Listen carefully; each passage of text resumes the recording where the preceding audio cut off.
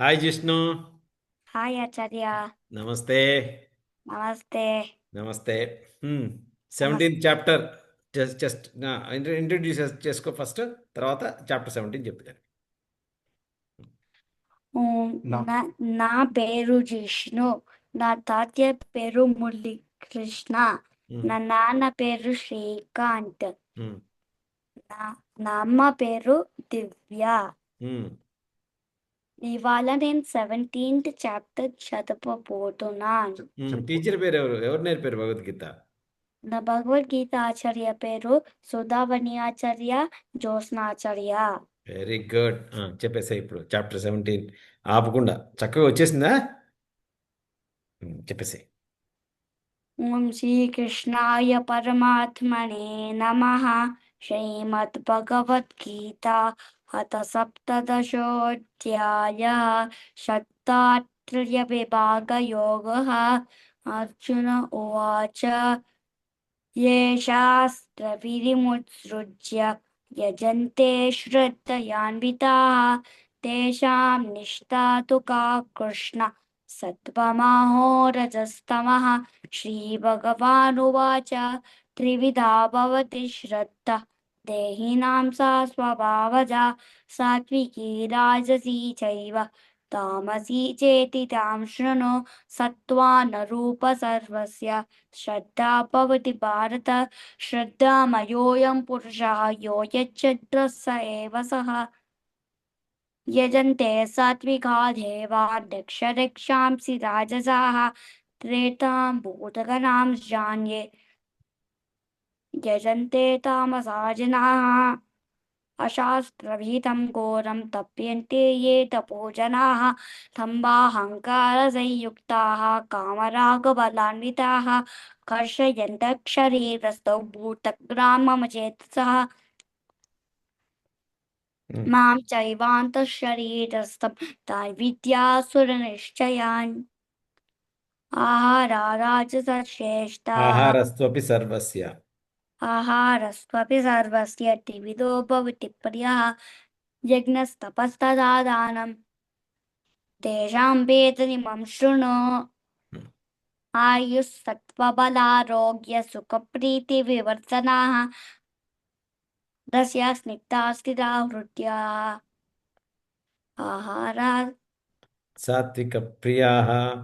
सात्विकप्रियाः కట్మ. कट्वां ललवनात्युष्ण तीक्ष्णरूक्षविदाहिनः आहारा राजसश्रेष्ठाः दुःखशोकाभयप्रदाः జాతయామం. यातयामं गतरसं पूतिपर्युषितं च यत् उत्तिष्ठमपि चामेद्यं भोजनं तामसप्रियम्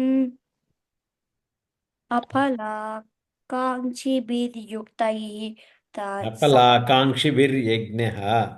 अपलाकाङ्क्षिभिर्यज्ञः विधिदृष्टो य इच्छते युज्यते भरतश्रेष्ठ. యష్టవ్యమేవేతి మనః.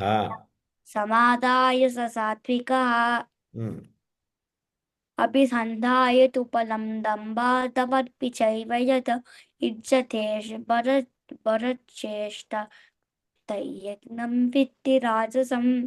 ఉమ్, विधिहीनमसुष्टान्नं मन्त्रहीनदक्षिणं श्रद्धाविरहितं यज्ञं तामसं पर्यक्षते. ఉమ్. దేవ. देव देवद्विजगुरो प्राज्ञा भोजनं तामसप्रियं ఉమ్. దేవద్విజగురు ब्रह्मचर्य ప్రాజ్ఞ పూజనం శౌచమార్జవం. भोजनं शौचमार्जवम् బ్రహ్మచర్యమహింసా చ.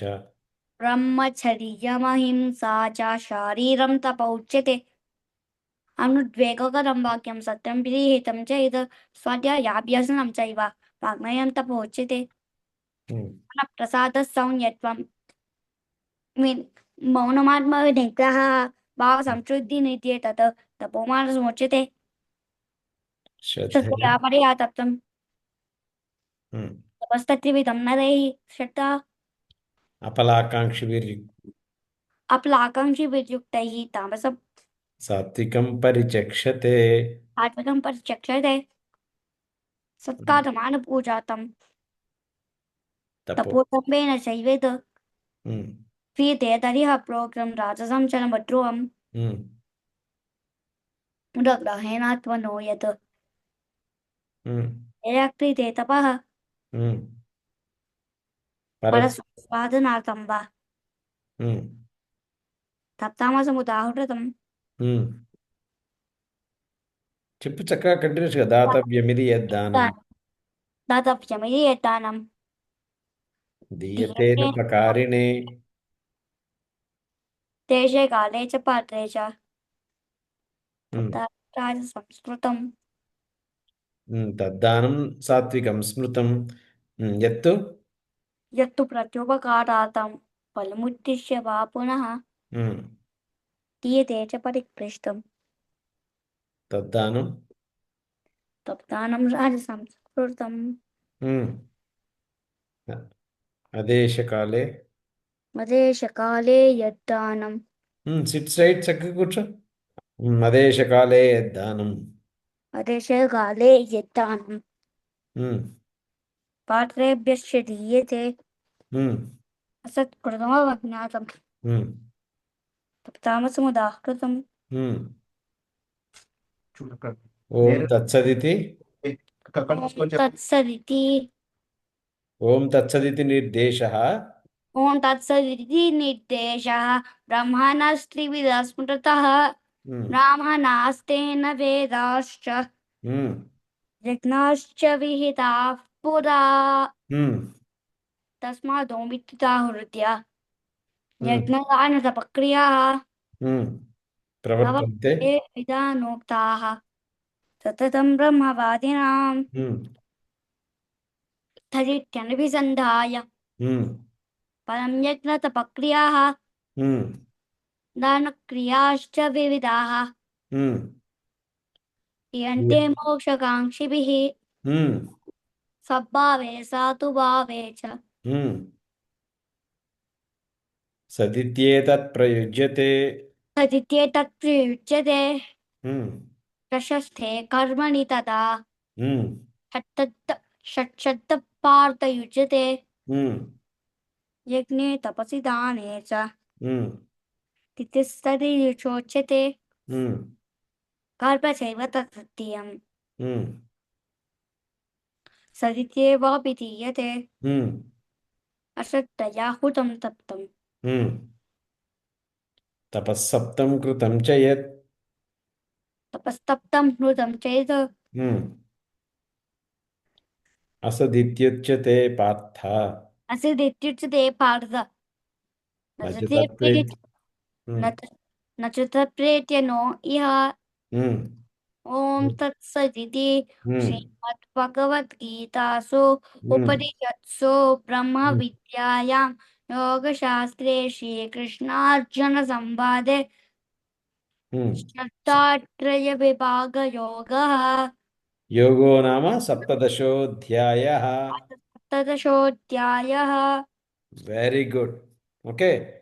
బాగుంది. మెమరీ ప్రొనౌన్సియేషన్ బాగుంది. ఇంకా ఇంప్రూవ్ చేయొచ్చు చక్కగా చదువుకుంటే కనుక. ఓకేనా? Very good. Good job.